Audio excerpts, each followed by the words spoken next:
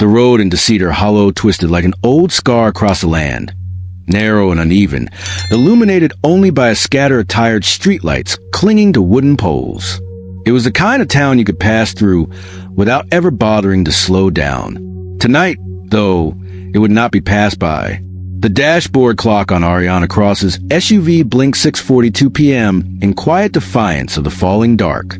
She eased her hands off the wheel, both gloved and brown, leather worn thin at the seams.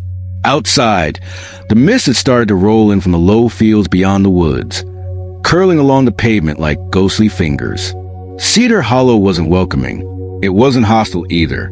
It simply was, sitting heavy in its silence, saturated with a kind of suspicion that didn't need words.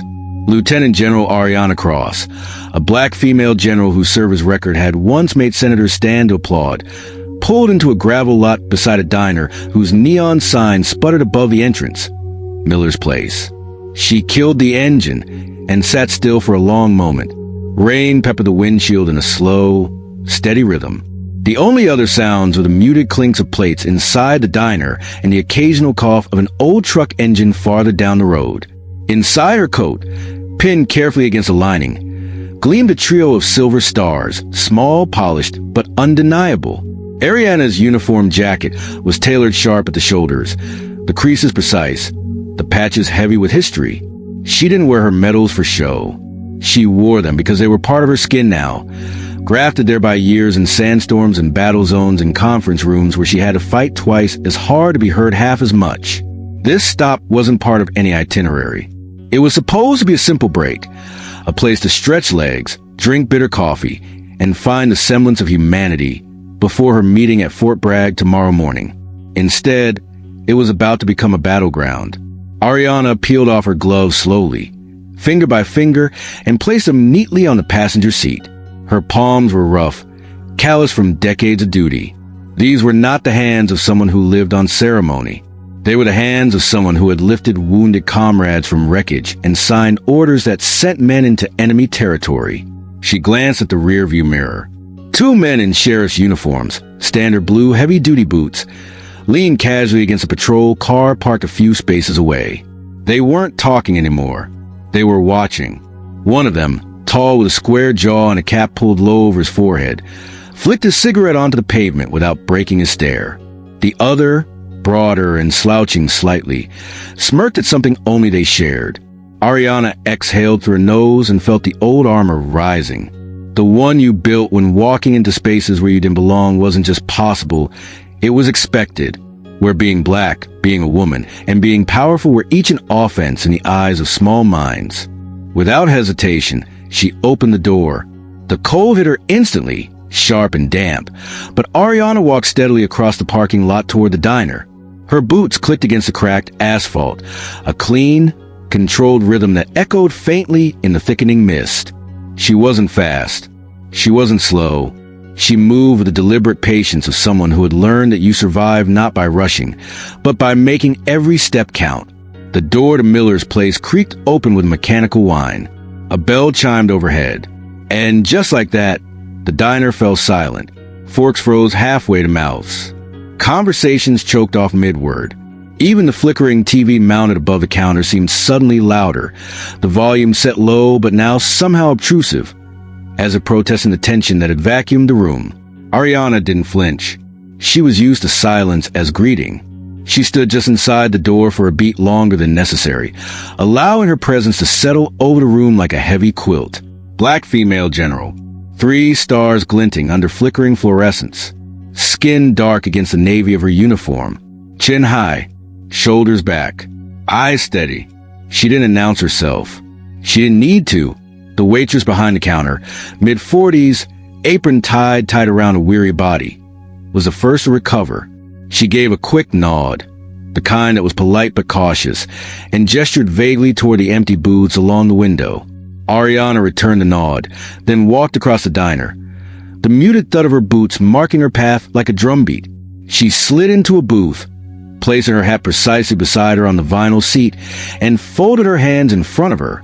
From the corner of her vision, she caught movement. The 2 officers had entered. One was already speaking quietly into a shoulder radio. The other, the square-jawed one, was watching her with a gaze too sharp, too assessing. The air thickened. The scent of fried food and old coffee grew suddenly oppressive. Ariana tilted her head slightly and smiled. Barely. She wasn't here to fight. She was here to eat. But some fights come looking for you. The waitress shuffled over, pretending to wipe the laminated menu with a cloth. "Can I get you started with something, hon?" Her voice cracked a little at the edges. "Coffee," Ariana said smoothly. "Black." The waitress nodded too fast and hurried away. Ariana's fingers tapped softly against the tabletop, a rhythm learned in long military briefings, waiting for the moment when the real action began. Outside, the mist wrapped tighter around the town, muffling sound and sight. Inside, the diner's occupants shifted uneasily, conversations picking up again in strained, fragmented bursts. But the two patrol officers stayed close, and Ariana Cross knew, with the instinct honed sharper than any knife, that tonight, Cedar Hollow wouldn't just be another dot on the map. It would be the place where silence broke, and it would start with a single choice. The coffee arrived in a chipped white mug, the kind that had been refilled so many times the glaze on the rim had worn thin. Ariana Cross wrapped her hands around it without drinking, feeling the slight tremble of the ceramic between her palms. The warmth didn't reach her fingers. Through the diner's large front window, the mist thickened, turning the world outside into a blur of headlights and shadows. Inside, the air felt heavier than before, like a storm building pressure just beyond the door. The conversations that had resumed after Ariana's entrance were now clipped, cautious. People leaned in closer over their tables, murmuring low. Some glanced at her, quickly looking away when caught. Others stared openly, their faces drawn tight with something between suspicion and disbelief. Black female general. It wasn't the uniform that unsettled them. It was the audacity of her existence. A woman, black, 3 silver stars glinting against dark navy cloth, sitting there like she belonged in a space built by and for people who thought power had only one face. At the counter, a man with a trucker's cap tilted back on his head spoke too loudly to his buddy, not quite looking at Ariana, but not hiding the comment either. Must be Halloween early this year. A ripple of low laughter followed, thin and mean. Ariana didn't react. Years of discipline coiled inside her like a spring wound tight, but silent. She knew better than to give them the reaction they wanted. In rooms where doubt was served before coffee, survival meant choosing when to speak, and more importantly, when not to. The 2 officers who had entered after her took a table by the window, but sat facing outward, keeping Ariana in their line of sight. The taller one, Officer Evan Brooks, sipped his coffee without tasting it, eyes flicking toward her every few seconds. His partner, Travis Cole, leaned back lazily in his chair, one boot resting over the opposite knee, arms crossed in smug disinterest. But Ariana could feel the temperature of their attention. It wasn't casual. It wasn't even curious. It was loaded. She caught Brooks whisper something under his breath, making Cole smirk. They didn't hide their scrutiny. They wanted her to see it. They wanted her to know she was not just noticed, but marked. Racist cops. Not the kind who shouted slurs. No, worse. The kind who smiled politely, nodded through your words, and waited for first excuse to remind you that your skin, your gender, your power was not supposed to exist. Ariana lifted the coffee to her lips, sipped carefully, set it down. Her hands moved with slow deliberation, a message in every calm motion. I know who I am. I know what you see, and I am not moving. The waitress returned, nervously tucking a stray curl behind her ear. Anything else I can get you, ma'am? She asked, voice thinner now, eyes darting toward the officers. Ariana offered a small, controlled smile. A burger, plain, and a side of respect. The waitress blinked, then gave the faintest ghost of a real smile back, scrawling quickly on her notepad before scurrying away.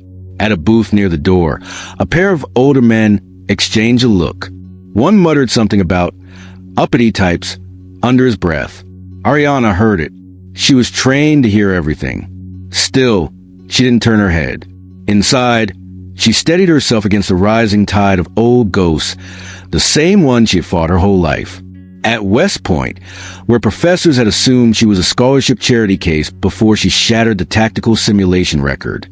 In Kandahar, where fellow officers addressed younger white lieutenants before daring to meet her gaze. In D.C., where behind closed doors they called her a risk to the optics because she was too sharp to be ignored and too black to be tokenized safely. And now here, in a diner that smelled of grease and cheap nostalgia, with worn linoleum floors and a crooked jukebox playing songs no one listened to anymore.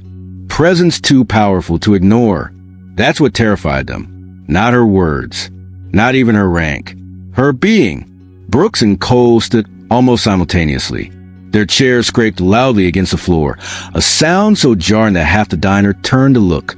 They moved toward the door without speaking, but their path took them right past Ariana's booth. Too close.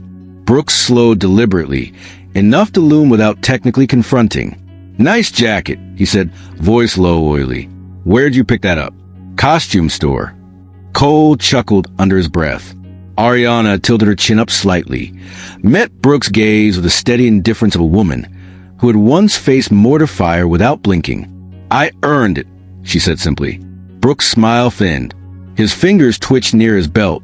Not toward his gun, not yet, but close enough that it spoke volumes. Cole added with mock sympathy. "Shame, really, wasting good fabric like that." The tension at that moment was so thick it buzzed under the fluorescent lights. Ariana didn't rise. She didn't need to. Her stillness spoke louder than any insult.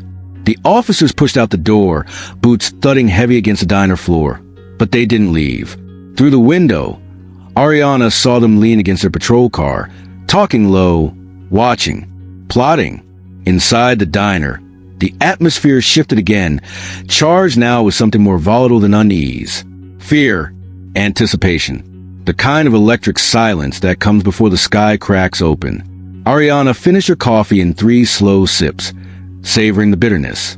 She wiped her mouth with a napkin, folded it neatly, placed it over the empty cup. Then, calm as a general surveying a field before the battle, she rose. Every pair of eyes in the diner followed her to the door. As she stepped outside, the air felt colder, the mist thicker, curling around her legs like the breath of something ancient and waiting. The patrol car's engine rumbled low. Brooks and Cole straightened. Ariana Cross, black female general, walked toward her SUV. The night cracked its knuckles in the distance, and the silence of Cedar Hollow prepared to be broken by force or by truth. The air outside bit sharper than before, tinged with the metallic scent of oncoming rain, and the bitter aftertaste of silence left too long in the mouth. Lieutenant General Ariana Cross stepped out of Camille's diner and into the stillness of the Cedar Hollow evening. The door swung shut behind her with a gentle clink that sounded far too soft for what was about to follow. Across the lot, her black SUV waited under the flickering edge of a lamplight. Parked one space away from it, idling and squat, sat the white patrol car. Its headlights were off, but the engine hummed, and inside Brooks and Cole. They didn't move when she exited, didn't speak. They watched, under the watchful eyes. Ariana's boots clicked steadily against the wet asphalt. Her stride was measured, quiet, rehearsed. Not the march of a military parade, but something slower, more intentional. The kind of walk a woman learns to master when she knows every eye is measuring her worth before she even opens her mouth. She reached for her jacket pocket where her key fob rested. That was when it began. A voice cut across the parking lot, like a whip, hands where I can see them. Ariana stopped mid-stride. The command came again, this time sharper. Do not touch the vehicle. A flashlight beam snapped on, slicing to the mist like a blade and landing directly in Ariana's face. She didn't flinch, but her body tensed, a reflex older than training. She turned slowly. Officer Evan Brooks approached, flashlight raised in one hand, the other hovering an inch from his holster. His partner, Travis Cole, followed 2 steps behind, more relaxed, hands in his jacket pockets, but his grin spoke volumes. Got a problem? Ariana asked, voice calm. Even Brooks didn't answer. His eyes traveled down her uniform, pausing at the row of medals on her chest. His lip curled. "Where'd you say you were headed, ma'am?" he asked, overemphasizing the last word, like it left a bad taste. "Home," Ariana replied. "I'm passing through. You know that." Cole chuckled. "Funny how folks just start wearing things like that. Real official look. You in a play or something?" Ariana didn't respond. Her breath slowed. Her fingers stayed relaxed at her sides. Brooks circled her slowly. "A lot of people like to pretend these days. Wear a costume, act tough," he said, nodding at the medals. "But I gotta tell you, this one's a little too much. 3 stars? That's a hell of a stretch." Ariana lifted her chin. "I'm Lieutenant General Ariana Cross, United States Army. My ID is in the left breast pocket." Her tone didn't rise. She didn't reach for the badge. She just stated it, like fact, like math, like gravity. Brooks didn't believe her. That much was obvious. He smirked, then stepped closer. "And I'm the damn Queen of England." Cole let out a loud laugh behind her. It echoed across the lot, bouncing off the diner's closed windows. No one came out to help. But behind the glass, Ariana could see shadows moving. They were watching, just like the cops. Except for them, silence wasn't fear. It was intent. Brooks shifted his flashlight downward, illuminating her ID pocket. "If that's real, you won't mind me taking a closer look." Before Ariana could answer, he stepped forward, too fast, too close, and grabbed her wrist. Ariana tensed. He twisted her arm behind her back in one fluid, forceful motion. His grip wasn't investigatory. It was punitive, a move born from instinct, not protocol. She felt the cold steel press against her skin. Click. The first cuff latched. Cole moved to her other side, smug satisfaction on his face. "This is for your own safety," Brooks muttered, snapping the second cuff shut. "And ours." Handcuffed. Right there, under the pale yellow glow of a cracked street lamp, a black woman in full military uniform, ranked higher than anyone within a 200-mile radius, was bent forward over the hood of her own car, hands bound behind her back, knees pressed against the wet bumper. Brooks leaned down and whispered into her ear, "Impersonating an officer is a federal offense." Ariana said nothing, because at that moment, her silence said more than anything her voice could carry. Through the diner window, a young boy, no more than 9 years old, pressed his hands to the glass. His name was Jaden. His mother worked the kitchen. Jaden stared with wide, unblinking eyes at the scene unfolding just feet away. "Mama," he said, voice muffled but heavy, "do soldiers get arrested too?" Behind him, his mother stood frozen, spatula still in hand, her breath caught in her throat. The words refused to come, because she knew the truth. Her husband, Jaden's father, was also in uniform, but he was white, and he had never, not once, been stopped after dark. Outside, Ariana felt the chill of the metal seep into her bones. Not from pain, from recognition. This wasn't about security. This was about power, and what it looked like to them, and what it didn't. And to men like Brooks and Cole, black female general didn't compute. So instead, they turned her into a threat. Easier that way. Justify it through instinct, through suspicion, through whatever mental gymnastics it took to make themselves feel in control. A small crowd began to gather at the edges of the lot, people emerging from booths and counters. No one spoke, but every eye now watched, not out of curiosity, but discomfort. The kind that creeps in when you realize you're watching something that should never happen, but is. Cole pulled out his radio. Suspect detained. Possibly impersonating military personnel. Female, African American, requesting verification. Racist cops. They didn't yell slurs. They didn't even raise their voices.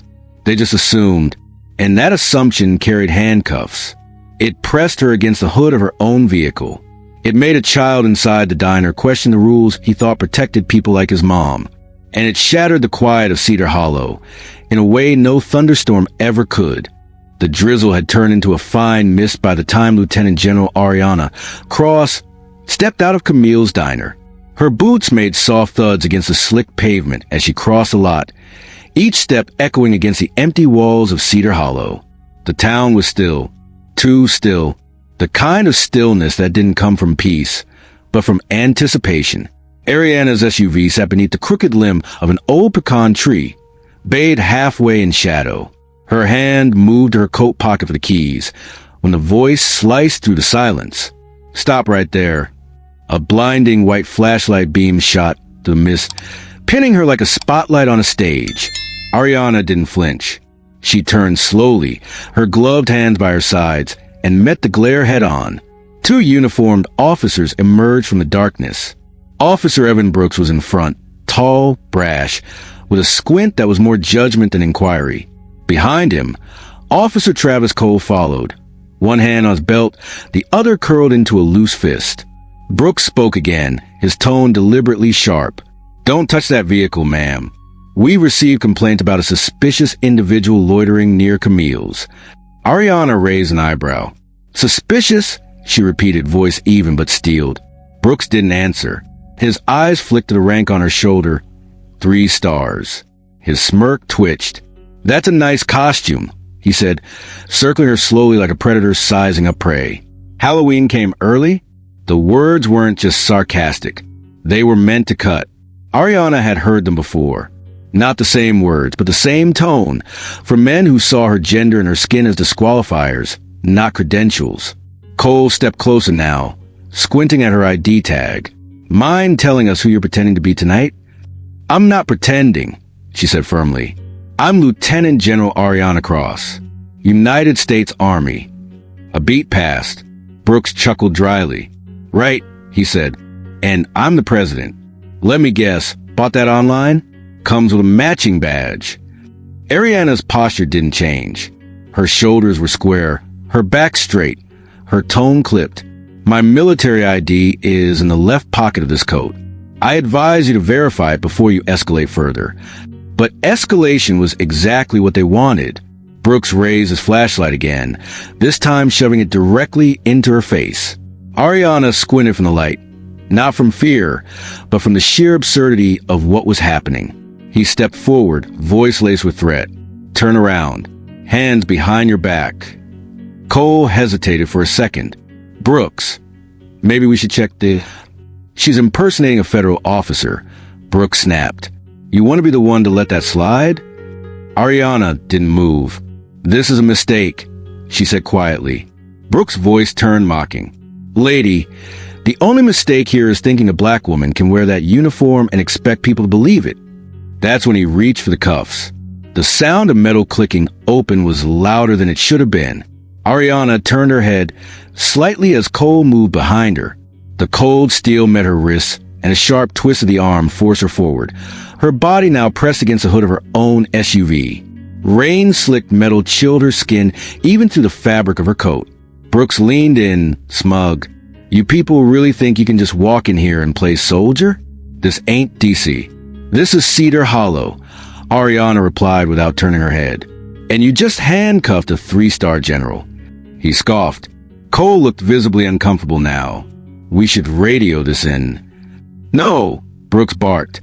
"We bring her in first. Let the chief sort out." Inside the diner, the scene unfolded to the foggy window. A few patrons had risen from their seats. Camille stood at the edge of the counter, jaw clenched, towel in hand, frozen. But the loudest silence came from the boy, Jaden, still in his apron, peering through the back door. Outside, Brooks tightened the cuffs with a little more force than necessary. "You have no idea what you've just done," Ariana said, her voice still calm, but colder now. Brooks leaned down, his lips close to her ear. "Oh, I know exactly what I've done. And guess what? You're gonna explain this whole Lieutenant General bit to the boys at the station." Real slow, she turned her head slightly, just enough to meet his gaze. "You've made a decision you can't walk back," she said softly. In that moment, the scene was set. A black female general, handcuffed by racist cops under a streetlight in a small town where titles meant less than the color of your skin. The storm hadn't come yet, but the clouds were gathering, and one phone call would tear it all open. Rain whispered across the windshield, tapping out a steady rhythm that mirrored the beat of General Ariana Cross's pulse. She stood still, her breath controlled, the muscles in her jaw tight, but composed. Her eyes didn't waver, even as the cold white beam of the flashlight bore into her face. "Step away from the vehicle," Officer Evan Brooks ordered, his voice clipped, the tone sharpened by suspicion rather than protocol. Behind him, Officer Travis Cole adjusted his stance, his hand near his holster, watching with a tension that betrayed more than just duty. It wasn't just authority they clung to, it was bias, rooted deep and now flowering the glare of their assumptions. Ariana raised her hand slowly, calmly, palms open. "I am Lieutenant General Ariana Cross, United States Army. My ID is in the left pocket of this coat." Brooks didn't move to retrieve it. He stepped closer instead. "That right? A general? That's cute," he said. The sarcasm curled at the edge of his lips. "You military types love your cosplay. Turn around." "Officer," Ariana replied, her voice still composed, deliberate, every syllable shaped by years of command. "You are making a mistake, and you are impersonating a federal officer." Brooks snapped, without waiting for further response. He moved. Cold metal snapped around Ariana's wrists. The steel was tight, biting into her skin with indifference. She didn't resist. She didn't flinch. But something behind her eyes flickered. Not fear, not rage, but the aching familiarity of being disbelieved. A gas cut through the night. Across the street, the door to Laura's diner swung open. Customers poured out, some holding their phones, others frozen mid-step. In the growing crowd, a small boy stepped forward, no more than 8 years old, his apron stained with dishwater. "Mom," he whispered, tugging at his mother's side. "Soldiers get arrested too?" Janelle Simmons, the cook, froze. Her husband was a Marine. White, decorated. He'd never been pulled from his vehicle, never had a flashlight shone into his eyes. She looked at the woman now pinned against the car hood, metals gleaming against the drizzle, and couldn't speak. Jaden's voice cracked again. "What about Dad?" It pierced through the fog, through the crowd, through the two racist cops whose grip had only tightened at the question. Brooks turned his head toward the boy for a fraction of a second. He said nothing, but that moment became a scar. Inside the diner, Laura Simmons stood behind the counter, eyes wide. She had served thousands of people in that small-town spot. Veterans, politicians, tourists, locals. But never had she seen a black female general arrested under the buzz of her neon sign. Laura pushed through the door and stepped into the rain. "Stop," she called. "You can't do that." She didn't do anything wrong. Cole turned, annoyed. "Ma'am, step back." "You step back," Laura snapped. "That woman's got more honor in her pinky finger than you do in that badge." But they didn't listen. They weren't trained to listen. They were trained to react. And react they did. The racist cop shoved Ariana further onto the hood, her body rigid but yielding under pressure, her face now turned toward the diner across the street. And from the window, through the glass, she saw the reflection of herself. Not the general, not the strategist, not the commander of Joint Force Operations. Just a black woman. Handcuffed, misjudged, reduced. Ariana had been to Afghanistan. She had briefed Joint Chiefs. She had stood on stages and read names of fallen soldiers with a voice that never trembled. But this moment was heavier than any battlefield. Because here, in the quiet streets of Cedar Hollow, her rank meant nothing. Her service was invisible. Her skin was all they saw. The cuffs clicked tighter. Ariana closed her eyes, drew in a breath deeper than the rain-soaked air could hold. She wasn't done. Not even close. The moment Ariana cross-hit the cold metal of the hood, a soundless tension blanketed the air like a pressure drop before a storm. Her uniform, pressed deliberate, bearing 3 stars on the shoulder, creased under the weight of 2 officers' elbows as they pinned her down. The clang of the cuffs echoed through the lot, sharp and surgical, like a closing verdict. It wasn't just a restraint that stung. It was the reason behind it. 2 white officers, Brooks and Cole, stood tall in postures of false authority. Their expressions were taut, their breath clipped. They didn't see a black female general. They saw a figure who, in their minds, didn't belong. And that was enough. Inside the diner, the murmur of conversations halted. Silverware paused midair. One by one, Customers turned their heads toward the glass windows, fogged by breath and disbelief. The fragile stillness of Cedar Hollow cracked, and yet no one moved. No one but Laura Simmons. She wasn't a soldier. She wasn't a lawyer. Just a diner owner with flour on her apron and fire in her chest.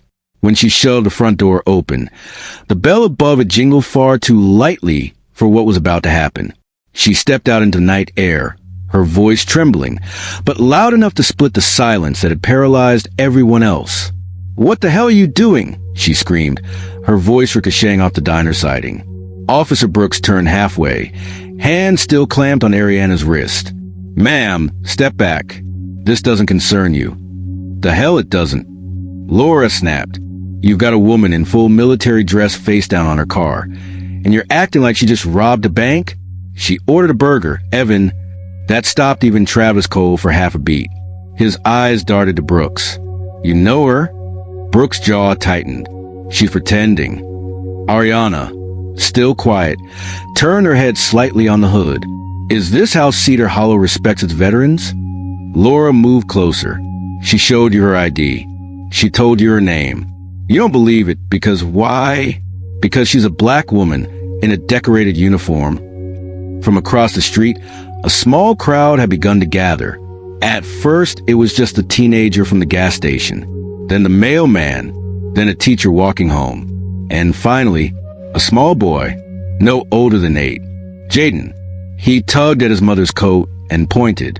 "Mama, is that lady in trouble?" His mother didn't answer. Jaden's voice carried again, this time louder, high-pitched and piercing. "Do they arrest soldiers too? What about Daddy?" The entire street froze. It wasn't just a child's question. It was a scalpel slicing through the veneer of small-town civility, revealing the rot beneath, the assumption that some uniforms deserve respect, and others didn't, based not on what they represented, but on who wore them. Brooks looked over his shoulder. Eyes were on him now. Dozens of them. Phones lifted. Some were already recording. Ariana didn't lift her head. She didn't speak. But the calm in her breath, the measured stillness of her body, screamed louder than any protest. This wasn't her first fight, but it might be the one she refused to let slide into history's shadows. Laura's voice broke again, this time lower, but even more forceful. "She served this country. And you just slapped handcuffs on her like she's a threat. You better pray those 3 stars on her chest don't mean what I think they mean." Cole hesitated. Brooks didn't. "I don't care what the stars say. Until I get clearance, she's detained," he said flatly. Ariana exhaled. Then, for the first time, she spoke, not to the crowd, not to the cops, but to herself. Her words were quiet but deliberate. They always demand proof when they refuse to see. The wind picked up. Rain began to fall, soft and cold, like the sky itself recoiling for what it had just witnessed. The neon diner sign flickered overhead. One of the bulbs popped and went black. Inside the restaurant, a waitress turned off the grill. Outside, the world stood still. And amid the rain and the restraint and the righteous fury of a diner owner who had simply had enough, the silence finally screamed. The Cedar Hollow Police Department wasn't built for silence, but that's all it seemed to know that night. The cruiser's tires whispered against the wet pavement as it pulled into the station's narrow lot, headlights slicing through a curtain of drizzle. Inside the back seat, Lieutenant General Ariana Cross sat upright, hands still cupped behind her, posture unyielding. Not once during the entire ride had she spoken. She hadn't needed to. Her silence had already said enough. Officer Evan Brooks glanced at her in the rearview mirror, jaw clenched. Across from him, Travis Cole shifted nervously, tapping the dashboard rhythmically like he needed the distraction. "She's too quiet," Cole mumbled. Brooks didn't respond. He pulled the vehicle into park and stepped out first, the rain immediately soaking into the shoulder of his uniform. He opened the rear door, without ceremony. "Let's go." Ariana moved with slow, deliberate grace. She didn't resist. She didn't even glance at them. Her eyes were fixed on the building ahead, gray stone, dim lighting, and a flickering bulb at the entrance that buzzed like it was chewing through its own wiring.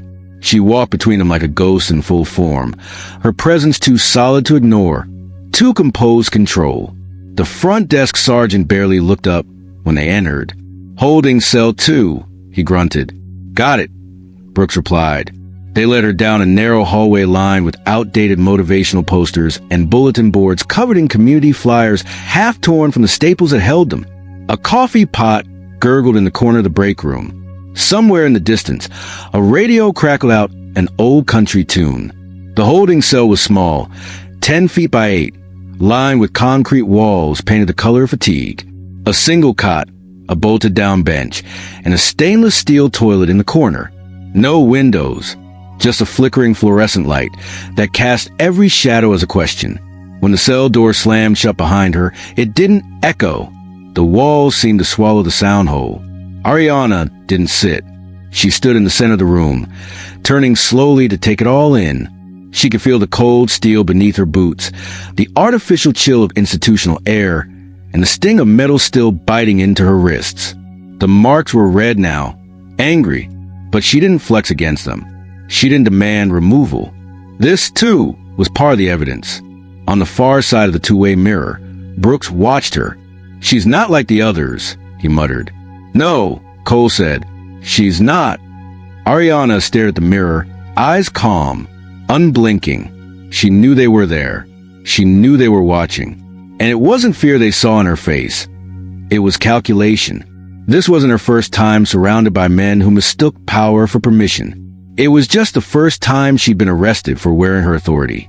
In her mind, the memories came flooding back. Not of war zones or strategy rooms, but of every time she had to earn her place twice over. The boardrooms, the simulations, the questioning looks when she entered a room, the silence when her proposals were read aloud by someone else with a different face. And now this, being handcuffed by officers too blind to see the truth, because they never learned what a black female general could look like. She stepped toward the cot and sat down. The springs creaked beneath her, but she didn't relax. She leaned forward, hands resting on her knees, eyes fixed straight ahead. The red light above the door blinked once. Then again, somewhere in the building, a phone rang. Brooks turned at the sound. He recognized the extension. Front desk. 2 short rings. High clearance. He reached for the receiver. Brooks. Silence. Then put down the file. Step away from the mirror. The voice on the other end wasn't angry. It wasn't loud. It was measured, sharp, controlled. It was Deputy Secretary Langston. "Lieutenant General Cross is under unlawful detainment," she continued. "You will release her immediately and inform Chief Beckett that the Pentagon is en route." Brooks swallowed hard. Behind the mirror, Ariana smiled. Not smugly, not cruelly, but with the quiet satisfaction of a woman who had always known her power, even when the world tried to erase it.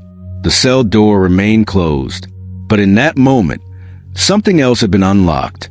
Not the latch, the truth, and the countdown had begun. The overhead light in the holding cell hummed with static insistence, flickering just enough to make time feel fractured. Ariana Cross remained seated, hands folded in her lap, back straight as a beam of steel. She had endured many rooms like this before, rooms designed to intimidate, to erase presence, to make one doubt their footing. But this one felt different. It wasn't the walls.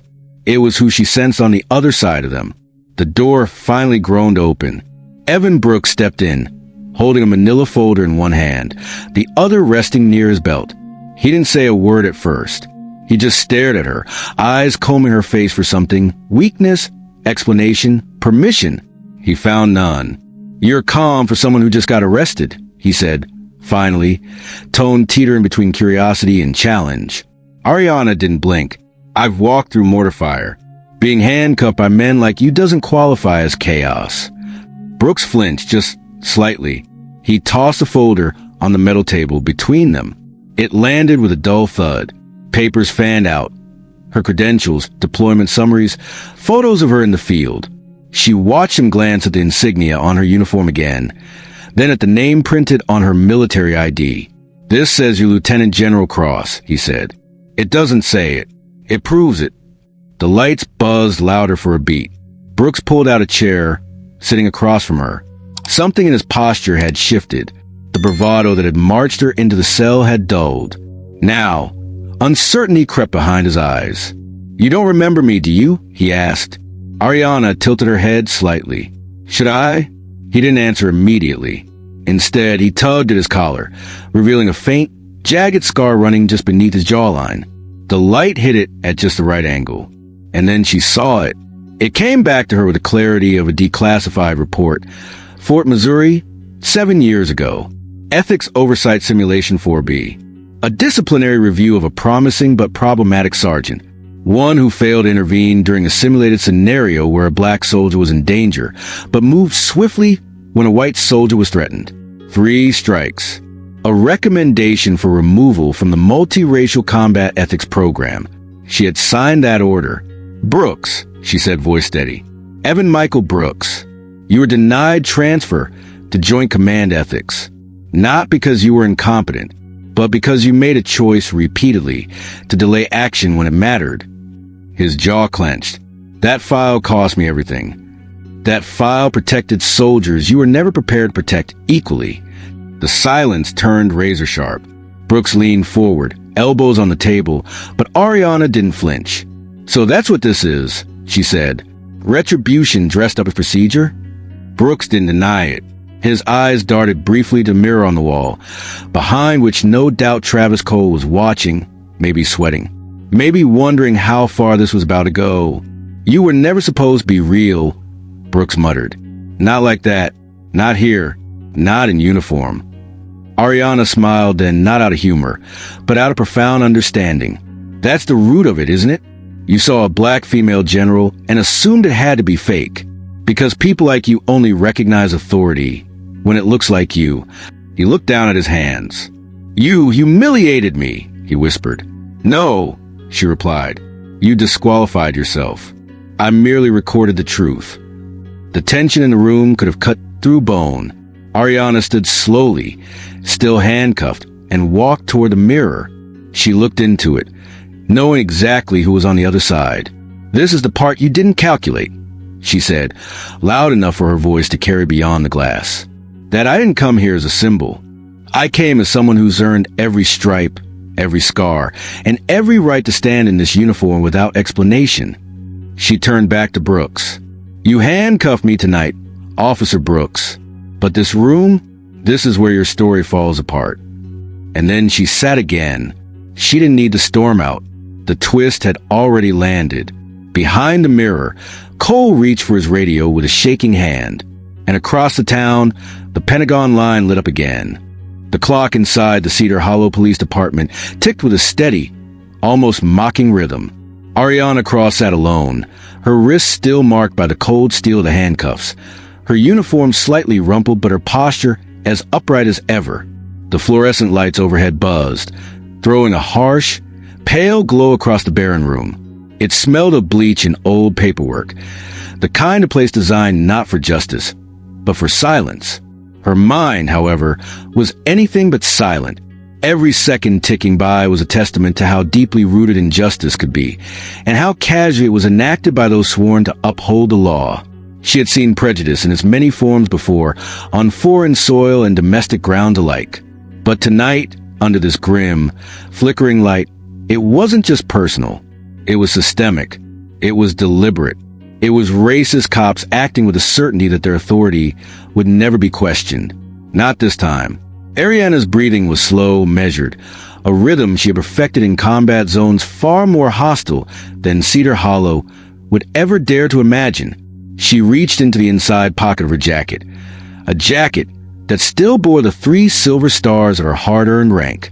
Her fingers closed around the slim satellite phone tucked neatly against her ribcage, undetected by the officers too focused on flexing their power. She didn't hesitate.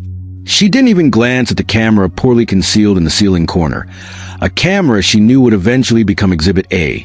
Flipping open the phone, she punched a sequence of numbers so familiar it lived in her muscle memory. For digits, a direct, secured line known to only a handful of military officials. The phone rang once, twice, 3 times. Then a sharp voice answered. "Pentagon, Operations Command. Authenticate." Ariana's voice, low and cutting through the sterile air like a blade, answered without a tremor. "This is Lieutenant General Ariana Cross. Identification Alpha Bravo 297. I am unlawfully detained at Cedar Hollow Police Department by unauthorized civilian personnel. Initiate Pentagon override." The operator didn't ask unnecessary questions. A rapid series of keystrokes echoed through the line. "Confirmed, General Cross. Pentagon override initiated. Stand by for priority escalation." Within seconds, the small, dead air of the holding room was alive with silent, invisible war. A war Ariana knew was now shifting heavily in her favor. She lowered the phone, placing it calmly on the table before her, folding her hands loosely in front of her. She didn't smile. She didn't gloat. She simply waited. Because now, it wasn't about who had a badge. It was about who had the full force of the Pentagon behind her. Across the station, Chief Ronald Beckett leaned back in his cracked leather chair, thumbing through reports when his desk phone blared shrill, urgent tone reserved for only the highest priority communications. He frowned, reaching for it. Beckett speaking. The voice on the other end was sharp enough to slice through the stale air. "This is Deputy Secretary Marshal, Department of Defense. You are currently detaining a United States Army Lieutenant General. This is a breach of federal and military law. You are hereby ordered to release General Cross immediately, verify her identification against DoD records, and prepare for full internal investigation protocol. Non-compliance will be considered obstruction of federal authority." Beckett's face drained of color. His hand, suddenly slick with sweat, trembled around the receiver. "Sir, we weren't aware," he stammered. "You are aware now," came the curt reply. "You have 2 minutes to comply." Click. The line went dead. Beckett stumbled up from his chair, knocking over a stack of papers. His voice tore through the hallway. "Get Brooks. Get Cole. Now." Footsteps thundered. Doors slammed. A ripple of panic spread through the station. The low-level banter and casual arrogance that had once filled the building evaporated into a thick, choking fear. In the holding cell, Ariana simply watched the reflection of flashing hallway lights grow sharper on the polished metal table. She didn't move. She didn't need to. Evan Brooks burst through the door first, his smirk from earlier now completely erased, replaced by a mask of confusion and mounting dread. Behind him, Travis Cole hesitated in the doorway, eyes wide and panicked. "Unlock her. Now." Beckett barked, tossing a ring of keys to Brooks with clatter that echoed off the concrete walls. Brooks fumbled, his hands shaking as he approached Ariana. For the first time, he realized the magnitude of his error, the catastrophic, career-ending magnitude. He didn't dare meet her gaze. The click of the cuffs being removed was deafening. Ariana stood slowly, towering even without needing to assert her presence. Her uniform, rumpled but still bearing its gleaming 3-star insignia, commanded more authority in that moment than the entire Cedar Hollow department combined. Brooks muttered something that might have been an apology, but the words disintegrated between them. Ariana didn't acknowledge it. She didn't need his regret. She picked up her phone, still blinking its secure connection light, and pressed one button. Pentagon Cross. "I am released. Stand down escalation." The operator responded immediately, voice clipped and formal. "Affirmative, General. Confirmed. Escalation terminated." Ariana tucked the phone away. Then, she turned her full gaze, the gaze of a woman who had commanded battalions, strategized in war rooms, survived battlefield betrayals, onto Beckett, Brooks, and Cole. She said nothing, because silence in that moment weighed more than any rebuke. And in their silence, they heard it, the end of their careers already begun. In less than an hour, news would ripple across military command, through veteran networks, into halls of Washington. It wouldn't be enough to save them. The call to Pentagon hadn't just freed a black female general. It had detonated a spotlight over the deep rot they thought would always stay hidden. Their careers were finished before they'd even realized the true cost of underestimating her. And General Ariana Cross, composed and commanding, walked out of Cedar Hollow Police Department with a dignity they could never take, and the unstoppable wave of justice already trailing behind her. Chief Ronald Beckett stood frozen behind his desk, the phone slipping from his sweaty grip onto the papers scattered below. His heart hammered against his ribs, pounding harder with each second that ticked by. Across the room, Evan Brooks and Travis Cole hovered like shadows unraveling at the edges.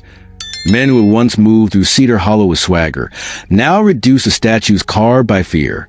The air inside the station turned thick, like syrup choking the breath out of the room. No one spoke. No one dared. Ariana Cross stood in the center of it all.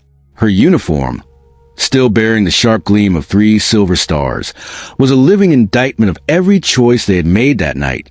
The black female general they thought they could handcuff, humiliate, and dismiss had instead summoned a tidal wave larger than their entire careers combined.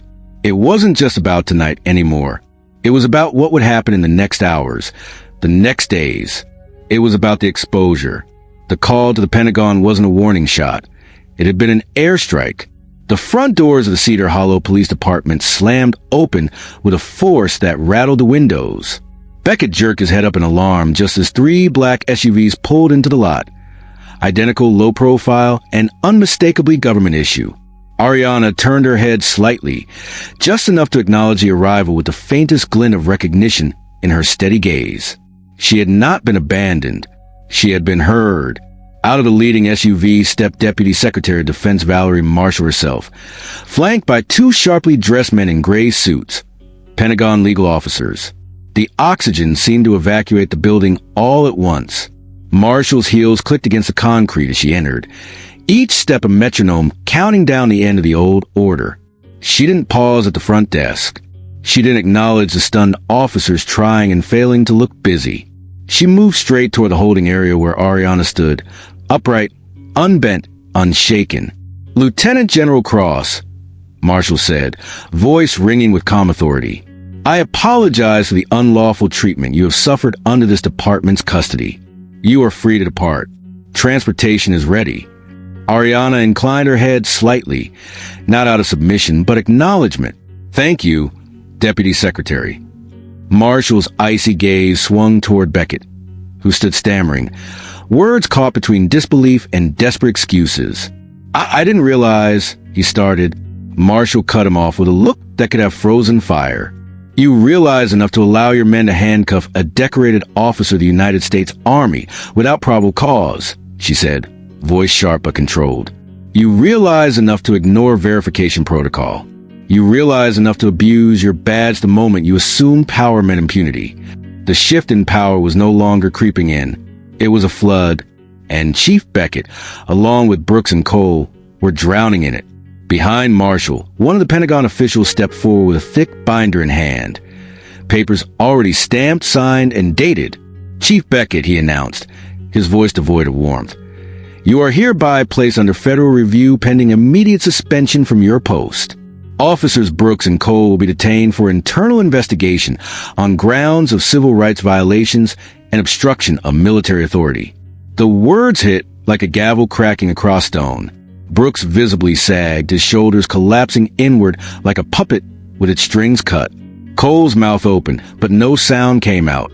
Ariana watched them quietly, the men who had once handcuffed her under a flickering street lamp, thinking their biases were shields too thick to ever be pierced. Now they stood stripped bare, exposed not just by paperwork and federal orders, but by the undeniable truth that they had destroyed themselves the moment they mistook her for powerless. Destroyed their careers wasn't just a headline waiting to happen. It was happening now, in real time, with every trembling hand and every darting eye. Marshall gestured toward the door. "Escort General Cross out with the dignity her station demands." 2 military officers moved and stepped beside Ariana, but she needed no escort to reclaim her space. She walked out first, her boots striking floor with a rhythm that echoed like drum beats of justice. Each step carved a deeper canyon between the world that Cedar Hollow police thought they knew and the reality they could no longer deny. As she reached the door, Ariana turned back, just once. Her gaze swept over Beckett, Brooks, and Cole with the cold clarity of a battlefield surgeon assessing casualties. "You thought your badges made you untouchable," she said, voice low but carrying to every corner of the station. "You forgot that integrity, not intimidation, is what makes a uniform sacred." No one dared respond. Outside, the misty air wrapped around her like a cloak. Lights from the SUVs flashed briefly as she approached, their doors opening in perfect synchronization. But before Ariana climbed inside, she paused, her hand resting lightly on the frame. Inside the building, she knew panic had turned to chaos. Phones ringing off the hook. News outlets catching whispers of what had happened. Internal affairs schedules exploding with emergency meetings. The town of Cedar Hollow, a place that had buried its rot under small-town charm, would never be the same again. Ariana Cross had not come looking for war. But when war came looking for her, she answered with the full weight of her experience, her dignity, and the unstoppable reach of justice. The night air carried the faint sound of sirens in the distance. Not the sound of help arriving, but the reckoning now sweeping through every crack of an old, broken system. When the door closed behind her and the SUV pulled away, it wasn't an escape. It was a triumph, the first of many. The Cedar Hollow Police Department, once a place where coffee-stained paperwork shuffled lazily across desks and small-town gossip floated through open windows, now stood as silent as a mausoleum. The call to the Pentagon hadn't just rattled the walls. It had detonated the very foundation on which these men had built their illusions of authority. In the chief's office, Chief Ronald Beckett sat with his face buried in his hands, his badge placed neatly in front of him like an artifact from a fallen empire. Sweat dampened the collar of his uniform. His breathing was shallow, uneven. In the holding corridor, Evan Brooks and Travis Cole, the racist cops who had handcuffed a black female general with smugness hours ago, now sat side by side on a bench that suddenly felt much colder and much smaller. The Pentagon investigators hadn't wasted a second. Within 30 minutes of Ariana Cross's departure, every camera in the station had been seized. Every piece of body cam footage was under federal control. Every false report filed that night was logged, time-stamped, and earmarked for federal review. No one needed an internal memo to understand what was happening. The careers of Brooks and Cole weren't just damaged, they were obliterated. Destroy their careers wasn't hyperbole. It was a fact unfolding in real time. First came the official suspension notices, delivered without ceremony. Then came the internal affairs officers, who read them their rights as administrative detainees. And then the final blow came the public leak. By sunrise, a local Cedar Hollow journalist had gotten hold of the initial report, and the footage Camille had recorded. Within an hour, hashtag handcuffed hero and hashtag justice for Cross were trending on Twitter, Instagram, and Facebook. Cable news picked up the story by 7 a.m. Racist cops handcuffed black female general. Her call to Pentagon destroys their careers. The banner on CNN read in bold white letters against a blood-red backdrop. Fox News, MSNBC, CBS, every network ran the footage, looped over and over. Ariana Cross, composed even as her hands were yanked behind her back. The gleam of 3 silver stars on her shoulder under the harsh parking lot lights. The silent crowd frozen in horror. The smug smirk of Evan Brooks now played nationwide, an image as damning as any confession. Across town, Laura Simmons, the diner owner who had tried to intervene, watched the news with tears streaming down her face. She hadn't been able to stop it, but her voice had been the crack that let the light pour through. At Cedar Hollow High School, a civics teacher paused her lecture to show her students what justice delayed looked like, and how, sometimes, it arrived louder and harder than anyone expected. Meanwhile, back at the police department, the top brass descended like hawks. The state attorney general's office opened a formal inquiry into Cedar Hollow PD's practices. Civil rights lawyers launched lawsuits not only against the department, but also personally against Brooks, Cole, and Beckett. Federal prosecutors discussed possible obstruction of justice and civil rights violations under Title 18, Section 242, the same laws used historically to hold abusive officers accountable at the national level. In less than 12 hours, Brooks and Cole went from local enforcers to national disgraces. And it wasn't just about losing their jobs. It was about losing their pensions. It was about losing their certifications. It was about facing the cold, sharp end of the law they had once abused without a second thought. Even their families weren't spared. Brooks's wife deleted her Facebook account after the flood of angry messages. Cole's brother, who owned a car dealership 2 towns over, issued a public statement distancing himself from those actions that do not reflect the values of our community. Inside the department, the shift was seismic. Young officers who had once looked up to Brooks now stared at the floor when he passed. Veterans who had spent years brushing off quiet racism now scrambled to file statements, clarifying they weren't involved or didn't support the arrest. The usual backslapping camaraderie was gone, replaced by a silent, throbbing fear. Who else would the investigation drag into the spotlight? And through it all, the black female general, the woman they had tried to erase with steel cuffs and derision, soared higher. Deputy Secretary Valerie Marshall issued a national press release praising Lieutenant General Ariana Cross for her unwavering composure under unlawful duress, and announcing the launch of a new Pentagon-led initiative to train law enforcement agencies nationwide in bias recognition and civil rights enforcement. They named it Operation Crosswind, the wind that clears a fog of injustice, Marshall said at the press conference. The name was no accident. Meanwhile, Ariana Cross refused interviews. She issued no personal statements. She didn't bask in the limelight because her fight had never been about headlines. It had been about honor and restoring it, not just for herself, but for every unseen soldier, officer, and citizen who'd been told by silence and brutality, "You do not belong here." In the end, Cedar Hollow's police department became a symbol of what happens when racism wears a badge, and the nation finally decides to rip that badge off. In the final days before federal oversight formally took over the department, a young black teenager named Jaden, who had witnessed Ariana's arrest outside Camille's diner, painted a mural across the side of the abandoned laundromat downtown. It showed a single figure, a black woman in a uniform, standing tall under a stormy sky, her wrists free, her head held high. Above her, in bold white letters, "When justice stands, injustice falls." Jaden didn't sign his name. He didn't have to, because the truth was already written in Cedar Hollow and now across America.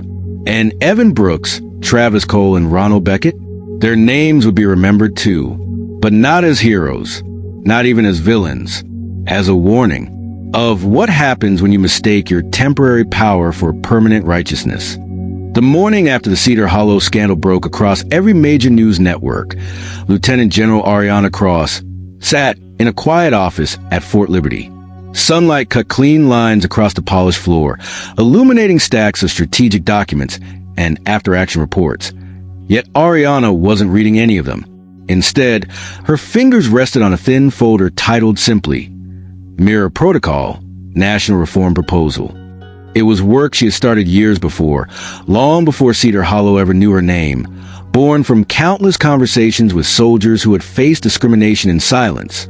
Back then, she had dreamed of change. Today, she had the power and the undeniable momentum to make it real. The Pentagon hadn't just issued apologies after her unlawful handcuffing. They had fast-tracked a complete review of civilian law enforcement interaction standards, using her experience as a case study. Across every military and federal agency, a question now echoed. If we can handcuff a black female general, how many others have we dismissed, doubted, or destroyed without ever knowing it? But for Ariana, this was never about revenge. It was about ensuring the next generation never had to bow their heads out of fear of a uniform that was supposed to protect them. She pulled a pen for her pocket. It was a simple object, worn and scratched, but it had signed deployment orders in Afghanistan, personnel promotions in Washington, and life-altering reforms at Fort Bragg. Now it would sign something bigger, something lasting. With deliberate strokes, she placed her name, Lieutenant General Ariana M. Cross, at the bottom of the Mirror Protocol proposal. No flourish, no ceremony, just quiet certainty. A legacy written in policy, not just in headlines. Outside her office window, Fort Liberty bustled with the rhythms of a new day. Young cadets running drills, officers reviewing logistics charts, civilian contractors coordinating transport. Life moved forward. But thanks to her, it would move forward differently. Meanwhile, back in Cedar Hollow, the world she had left behind continued to change. Laura Simmons, the diner owner who had stood up for Ariana the night she was handcuffed, had become an unexpected voice for reform. Invited to speak at the State Human Rights Commission, Laura delivered a speech that rippled far beyond the wooden walls of that old hearing room. "I didn't know her rank," Laura had said, gripping the podium with trembling hands. "I just knew she was human. And that night, I realized silence is a permission slip for injustice." The room had fallen still as her words landed. It wasn't the polished rhetoric of politicians. It was something rarer, truth born from instinct, courage without preparation. That speech went viral. Within a week, Laura Simmons's words were quoted by journalists, politicians, and even activists across the nation. The New York Times called it the diner testimony that sparked a movement. In Cedar Hollow itself, the police department underwent a transformation no one had thought possible. Chief Ronald Beckett resigned publicly. His replacement, Chief Elena Morales, a Latina veteran who had risen through the ranks despite facing her own battles with bias, instituted immediate mandatory training under the Mirror Protocol. Under her leadership, the department initiated community forums where citizens could openly question officers about practices and policies. Arrest statistics were published monthly with full racial breakdowns. An independent oversight board, including students, veterans, and local religious leaders, reviewed every use of force incident. The culture of secrecy, intimidation, and unaccountability that once festered behind the brick walls of Cedar Hollow PD began to crumble brick by brick. But the most profound change wasn't in paperwork. It was in the people. At Cedar Hollow High School, Jaden, the little boy who had watched Ariana's wrongful arrest with wide, frightened eyes, stood at a school assembly and recited a poem he had written. "Heroes don't always wear armor. Sometimes they wear pain, but they stand anyway so others can walk freer." Teachers cried, parents wept, and across the town, conversations about race, power, and dignity, once whispered behind closed doors, became dinner table discussions, church sermons, and classroom debates. Ariana didn't know all these details immediately. She didn't seek them out. Her mission was never to be a savior of Cedar Hollow. It was to serve the country she had sworn an oath to protect, even when that meant protecting it from itself. Still, news traveled. Letters began to arrive at Fort Liberty, addressed simply to General Cross, the one who stood tall. They came from everywhere: elementary school classes, military academies, church groups, and veterans' homes. Some letters bore shaky handwriting. Others were printed with official seals. But the message in every envelope was the same. "Thank you for reminding us that dignity wears no single face."